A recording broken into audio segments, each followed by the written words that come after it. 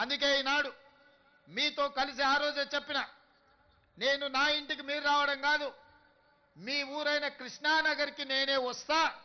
ఎక్కడెక్కడి సుదూర ప్రాంతాల నుంచి వచ్చే వాళ్లకు ఒక అమ్మలాగా ఈ కృష్ణానగర్ ప్రాంతం మిమ్మల్ని హక్కున చేర్చుకుంటుంది.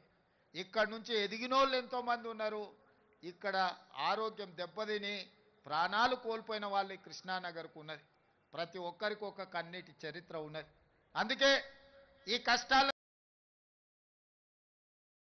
వీలైనంత మేరకు 100% తీరుస్తానని నేను చెప్పను. ఎందుకంటే నేనేం దేవుడిని కాదు, మానవుడినే. తప్పకుండా ప్రభుత్వం చేయగలిగిన పనులు తప్పకుండా చేసే బాధ్యత నేను తీసుకుంటా. అదేవిధంగా వేదిక మీద ఉన్న మిత్రులకు, మీ సంఘ నాయకులకు సూచన చేస్తున్నా, కార్మికుల కోసం ఒక వెల్ఫేర్ ఫండ్, ఒక వెల్ఫేర్ కోసం ఒక వ్యవస్థను ఏర్పాటు చేసుకోండి. దానికి రాష్ట్ర ప్రభుత్వం నుంచి అప్ ఫ్రంట్గా 10 కోట్ల రూపాయలు ఆ వెల్ఫేర్ ఫండ్ కింద నేను డిపాజిట్ చేస్తా. కష్టాలలో ఉండి కష్టాలలో మరణించే కార్మికులను ఆదుకోవడానికి ఆ నిధిని ఉపయోగించండి. ఇదే కాదు, ఈనాడు మీ శ్రమతో ఏర్పడే పెద్ద పెద్ద సినిమాలు, పెద్ద పెద్ద సినిమా నిర్మాతలు, హీరోలు వాళ్ళ సినిమాల టికెట్ల ధరలు పెంచడానికి నా దగ్గరకు వస్తుంటారు. నేను నిర్మాతలకు చెప్పిన, మరి పెంచిన దాంట్లో కొంతైనా కార్మికులకు వాటా ఉండాలి కదా అని. రాష్ట్ర ప్రభుత్వం సినిమా టికెట్ల ధరలు పెంచితే హీరోలకు ఆదాయం వస్తుంది, నిర్మాతలకు ఆదాయం వస్తుంది, కార్మికులకు మాత్రం ఒక్క రూపాయి కూడా అదనంగా రావడం లేదు. అందుకే ఈ వేదిక మీద నుంచి మీకు మాట ఇస్తున్నా, ఆ ఆదాయంలో 20% కార్మికులకు ఇస్తేనే రాష్ట్ర ప్రభుత్వం జీవో ఇస్తుంది. మీ శ్రమతో సంపాదించే ప్రతి రూపాయిలో మీకు వాటా ఉండాలి, మీకు భాగస్వామ్యం ఉండాలి. ఈ వేదిక మీద నుంచి మా అధికారులకు నేను ఆదేశాలు ఇస్తున్నా, రేపటి భవిష్యత్తులో ఎంత పెద్ద నిర్మాత అయినా, ఎంత ఇన్ఫ్లుయెన్షియల్ పర్సన్ అయినా, రాష్ట్ర ప్రభుత్వం అదనంగా టికెట్ల ధరలు పెంచితే వచ్చే ఆదాయంలో 20% నా కార్మిక సోదరుల కుటుంబాలకు వెల్ఫేర్ ఫండ్ కింద వాళ్ళకు ఆ నగదు బదిలీ జరిగితేనే ఆ ఒప్పందం ప్రకారమే మా రాష్ట్ర ప్రభుత్వం జీవో ఇస్తుంది. ఈ నిబంధనలు నేను సవరిస్తానని చెప్పి ఈ సందర్భంగా కార్మిక సోదరులకు నేను మాట ఇస్తున్నా.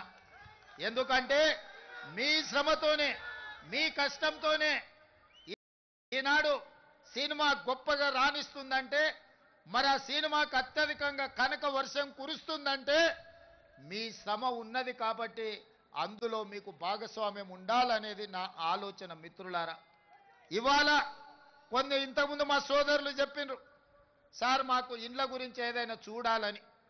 తప్పకుండా ఈ కార్మికుల కోసం ఏం అవకాశాలు ఉన్నాయో నేను ఇంకా పరిశీలించలేదు. తప్పకుండా మీ ఇండ్ల కోసం ఏం సహాయం చేయగలనో నేను ఒక్కసారి అంచనా వేసుకున్న తర్వాత మీ 24 క్రాఫ్ట్స్ అసోసియేషన్ నాయకులను పిలిచి వాళ్ళతో మాట్లాడి మీ సమస్యను పరిష్కరించే విధంగా తప్పకుండా ఈ పరిష్కారం చూపిస్తా. అదేవిధంగా మీ అసోసియేషన్కి భవన్ లేదని కూడా నా దృష్టికి వచ్చింది.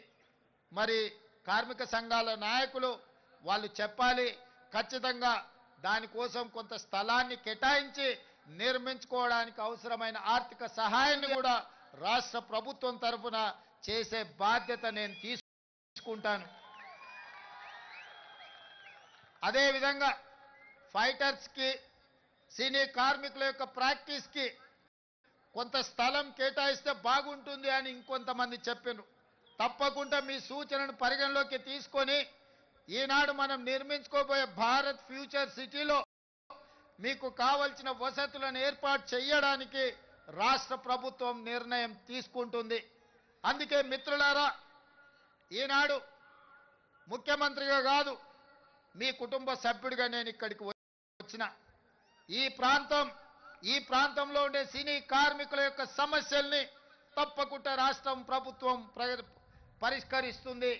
మీ సంఘ నాయకులు చెప్పినారు 10 సంవత్సరాలలో మేము ఏనాడు కూడా ముఖ్యమంత్రి గారిని కలవలేదు అని.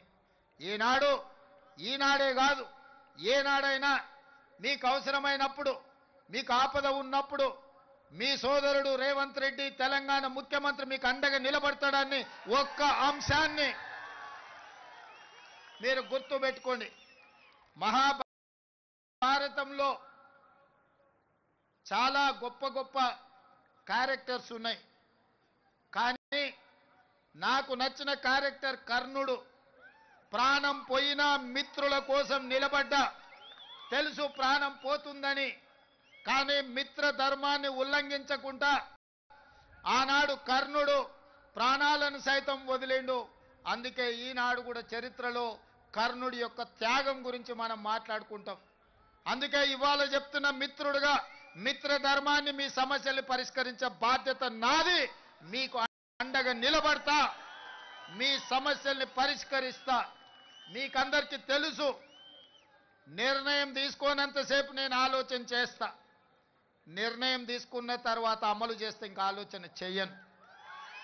ఈనాడు మీకు అండగా నిలబడాలనే నిర్ణయం తెలంగాణ రాష్ట్ర ప్రభుత్వం తీసుకున్నది. ఖచ్చితంగా కార్మికులకు సహేతుకమైన సమస్యల్ని పరిష్కరించి రాష్ట్ర ప్రభుత్వం వైపు నుంచి మీకు అండగా నిలబడి మిమ్మల్ని ఆదుకునే బాధ్యత తెలంగాణ రాష్ట్ర ప్రభుత్వం తీసుకుంటుంది. ఇంకా ఏమైనా సమస్యలు ఉన్నా నవంబర్ చివరికి మళ్ళా మిమ్మల్ని అందరినీ పిలుస్తా, మీ సంఘాల నాయకులని కలుస్తా. నవంబర్ చివరి వారంలో మీతో కూర్చుంటా. డిసెంబర్ 9 నాడు 2వ సంవత్సరం తెలంగాణ రాష్ట్ర ప్రభుత్వం ఏర్పాటు చేసి ఉత్సవాలు జరుపుకోబోతున్నాం.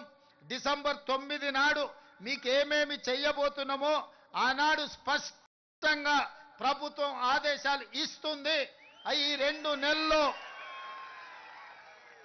మీ పిల్లల చదువుల కోసం స్కూల్ కానీ, నిధులు కానీ, మీ కార్యాలయం కోసం స్థల కేటాయింపు కానీ, మీ వెల్ఫేర్ ఫండ్ కోసం నిధులు కానీ, దీనికి సంబంధించి ప్రతి విషయంలో నిర్దిష్టమైన ప్రణాళికతోని తెలంగాణ రాష్ట్ర ప్రభుత్వం ముందుకు వస్తుంది.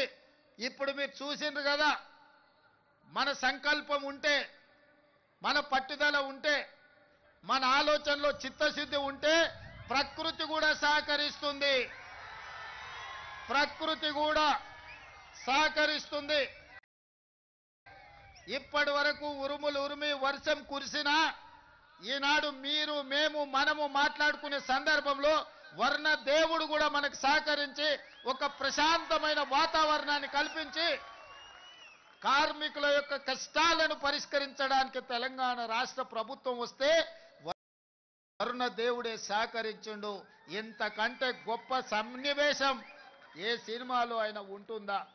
అందుకే మిత్రులారా, ఇవాళ మీ అందరి పక్షాన మీకు అండగా నిలబడడానికి ఇక్కడికి వచ్చిన, ఇక్కడి నుంచి మీ సమస్యల్ని పరిష్కరించే బాధ్యత నాది. మీ సంఘాల నాయకులతో పాటు ఈ కార్యక్రమాన్ని ఏర్పాటు చేసి ఈ వేదిక మీద ఉన్న పెద్దలకు, ముఖ్యంగా సాయంత్రం పిల్లలు స్కూల్ నుంచి వచ్చి పిల్లలకు సాయంత్రం వండి పెట్టాలన్న కార్యక్రమాన్ని కూడా మా అక్కలు, మా సోదరిమణులు, ఇంకొంతమంది ఈటీవీ, మా టీవీ సీరియళ్లను కూడా పక్కన పెట్టి ఈరోజు ఇక్కడికి వచ్చి ఈ కార్యక్రమంలో పాల్గొన్నందుకు మనస్ఫూర్తిగా మీ అందరికీ ధన్యవాదాలు, కృతజ్ఞత తెలియజేస్తూ మళ్ళొక్కసారి మీకు మాట ఇస్తున్నా, మీ సమస్యల్ని పరిష్కరించే బాధ్యత నాది. మిమ్మల్ని ఆదుకొని మొత్తం దేశ సినీ పరిశ్రమలకే, అది బాలీవుడ్ కావచ్చు, కోలీవుడ్ కావచ్చు, లేకపోతే తమిళనాడులో ఉండే ఫిల్మ్ ఇండస్ట్రీ కావచ్చు, ఏదైనా తెలుగు ఫిల్మ్ ఇండస్ట్రీ నుంచే నేర్చుకోవాలి. అందరికీ ఆదర్శంగా నిలబడే విధంగా మీ సమస్యల్ని పరిష్కరించే బాధ్యత నేను తీసుకుంటున్నాను తెలియజేస్తూ మీ అందరి దగ్గర సెలవు తీసుకుంటున్న. ధన్యవాదాలు మిత్రులారా.